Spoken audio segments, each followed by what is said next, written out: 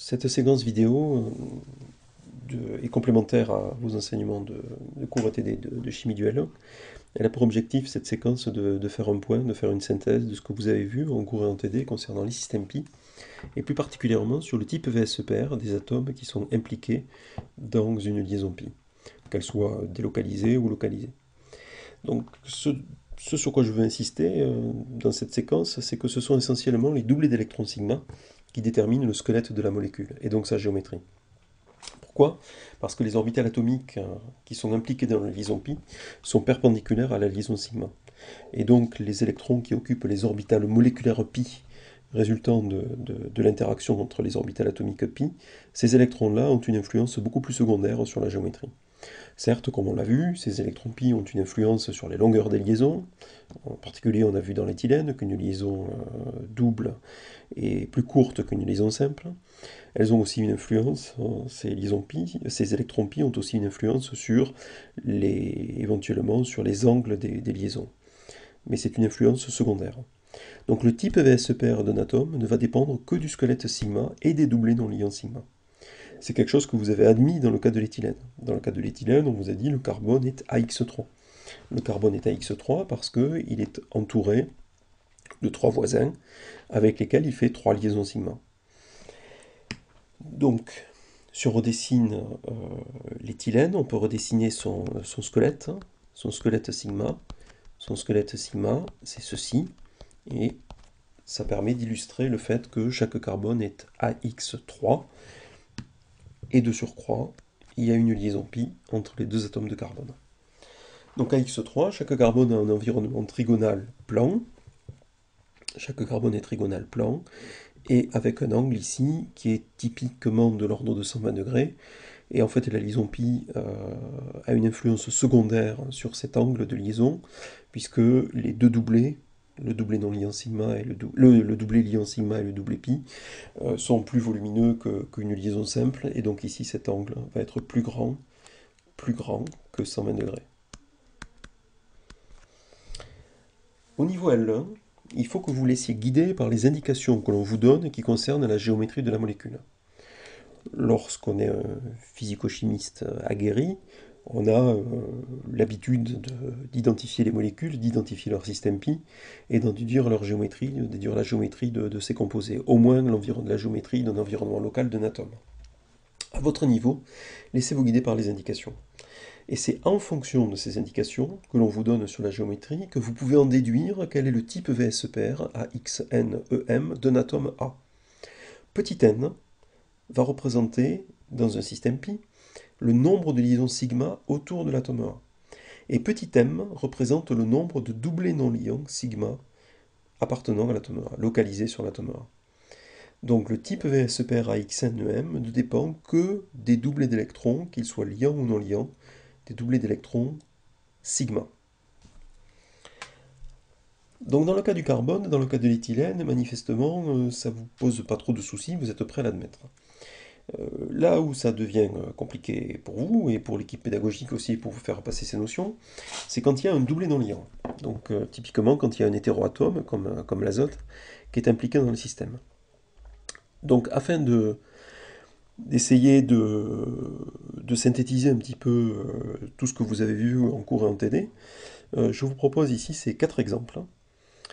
4 molécules possédant ou non des liaisons pi, mais qui ont tout en commun de posséder un atome d'azote.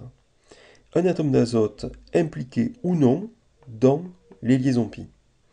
Donc ces 4 molécules sont l'ammoniac, qui est une molécule pyramidale, la pyrrolidine, ici, qui est une molécule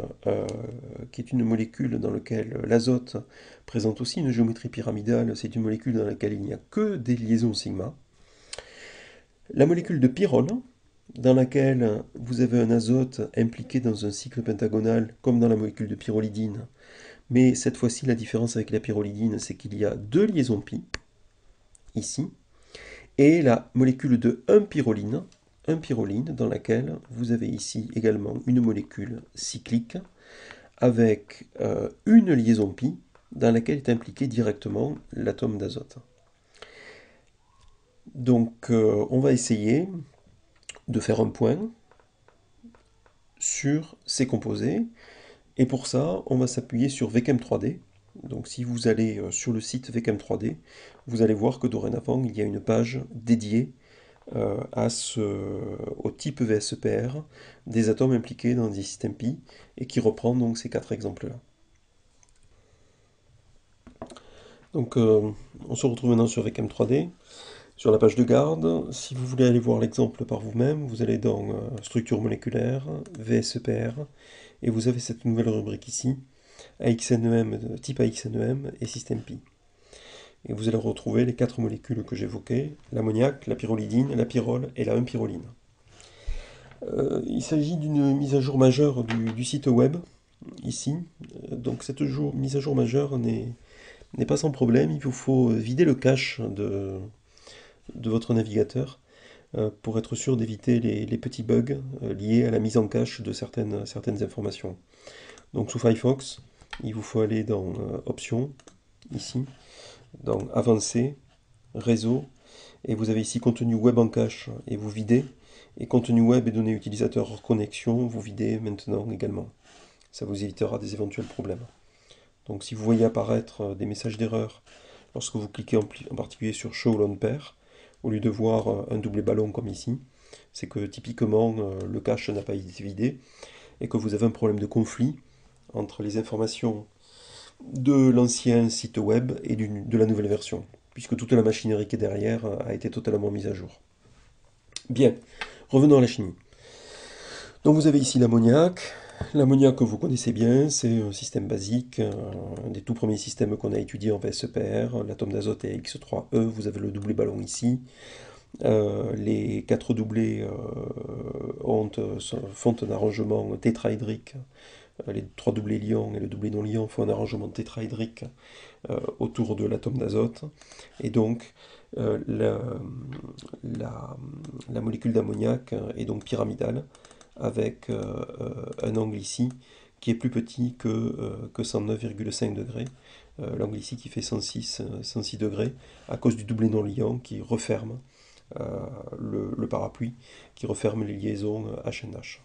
Donc là, tout va bien. Voici ici maintenant la pyrrolidine. La pyrrolidine, molécule cyclique, molécule pentagonale.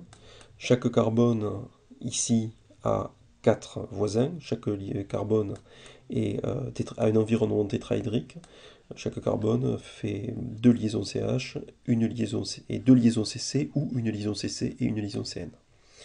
L'atome d'azote, il est comme dans l'ammoniac ici. Donc vous avez ici cet atome là qui est voilà, cet atome ici qui est l'équivalent par exemple de celui-là. Cet azote fait 2 liaisons simples ici avec les carbones à côté, ce qui est tout à fait équivalent aux 2 liaisons simples qu'il fait avec les hydrogènes dans l'ammoniac. Et donc l'atome d'azote est pyramidal, puisqu'il a, comme dans l'ammoniac, il a ici une paire libre qui occupe la place d'une éventuelle quatrième liaison.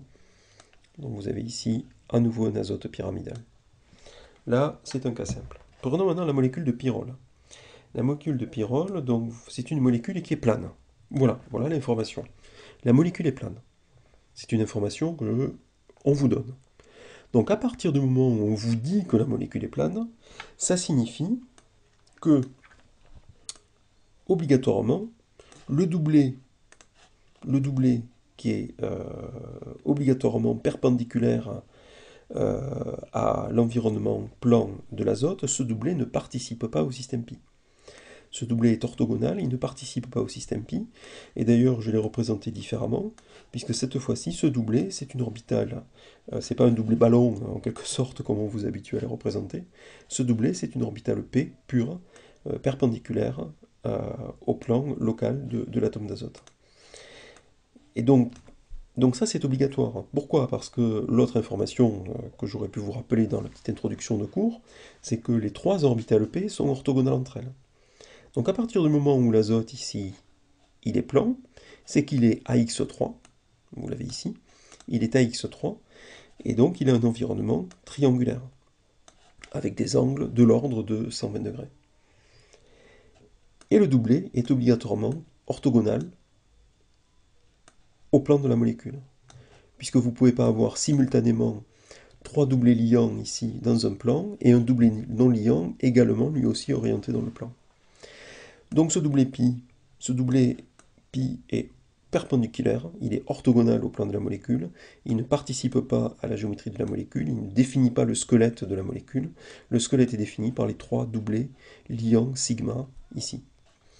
Et donc maintenant, si on se pose la question de ce doublet pi, de sa participation au système pi, si on regarde les orbitales pi de cette molécule, ben en fait ce doublet pi, que j'ai représenté ici un petit peu plus gros, puisque là c'est un doublet d'électrons, donc c'est une forme qui est un peu proportionnelle à la densité électronique, une amplitude spatiale qui est proportionnelle à la densité, ce doublet va pouvoir se délocaliser avec les quatre autres électrons pi apportés par les quatre atomes de carbone. Donc chaque atome de carbone possède une orbitale p perpendiculaire au plan, et le doublet non liant de l'atome d'azote est lui aussi une orbitale p perpendiculaire au plan. Et vous avez donc une molécule qui est aromatique, avec en tout 6 électrons pi. Maintenant regardons la molécule à côté, la molécule de pyroline. Cette fois-ci, vous avez l'atome d'azote qui est impliqué dans une double liaison avec l'atome de carbone, avec un des deux atomes de carbone, et il fait une liaison simple avec l'autre atome de carbone. Donc l'atome de carbone avec lequel il fait une double liaison ne possède qu'un seul hydrogène, et ensuite il fait une liaison CC, alors que l'autre atome de carbone qui l'entoure, quant à lui, fait deux liaisons CH. Donc ici, l'information que je peux vous donner, c'est que l'environnement de l'azote est plan. Donc ça signifie quoi? Encore une fois, vous avez votre azote qui, comme d'habitude, fait trois liaisons. Hein, c'est la constante de tous ces systèmes. Chaque atome d'azote fait trois liaisons. Ici, l'atome d'azote fait trois liaisons. Il fait trois liaisons, mais attention, il fait une liaison sigma cc, une autre liaison sigma cc, mais il fait une liaison, pardon, sigma cn, une autre liaison sigma cn, et une liaison pi cn. Donc vous avez ici trois doublés, d'accord?